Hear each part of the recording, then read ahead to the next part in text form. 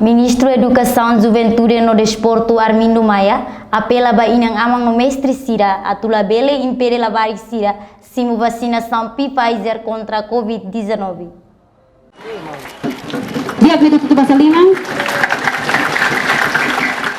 Ministro Educação, Juventude e no Desporto Armindo Maia apela idane durante o discurso e a cerimônia lançamento vacinação Pfizer e a escola 30 de agosto Comoro Dili, quinta-feira, né? Hanessa Ministro da Educação, a uso ba mestre Sira, ina naman Sira, favor, labele, impede fali, iminuan Sira, atu tuir vacina, atu simbo vacina. Favor, ne responsabilidade todo tunian. Ita hanessa mestre, ita hanessa inanaman, ita precisa tulong Sira, atu nune Sira mos, belehetan, saúde nebe diak, atu nune bela protege Sira, husimoras, e atliu quando watnebel hamatita. Entretanto, encarregado do negócio José Embaixada Estados Unidos da América, Tom Dalei Hateten. Pandemia ne sela hakotu to wainhira mundo consegue halar com pandemia ne e hafatin hotu. Também presidente Estados Unidos da América Joe Biden e a ona compromisso a to fazer vacina seguro no eficaz hamutuk milhão ida ba mundo. Pandemia ne sela hakotu nem hafatin ida a não ser que bainhira ita consegue halar com pandemia ne e fatin hotu.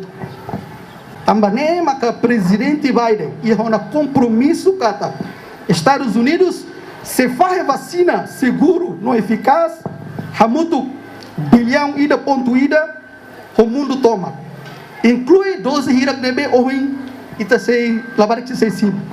Estados Unidos da América, com a criatividade e inovação, cria vacina Pfizer, no retan aprovação da Organização Mundial da Saúde e haloron tolunulu resinida, fulan dezembro, tinan rihunruaruanulu, baidare sanulu resinen baleten. Além de ne, retan mos aprovação usa balabari coidare sanulu resinrua baleten, e a fulan maio tinan rihunruaruanulu resinida.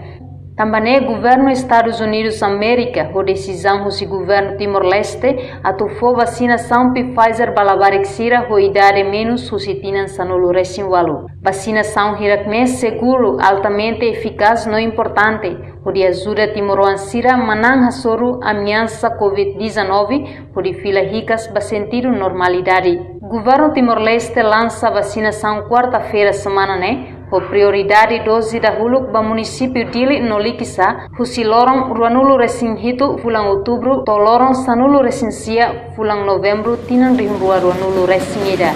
Reportagem Araza Vieira, Televisão Timor-Leste.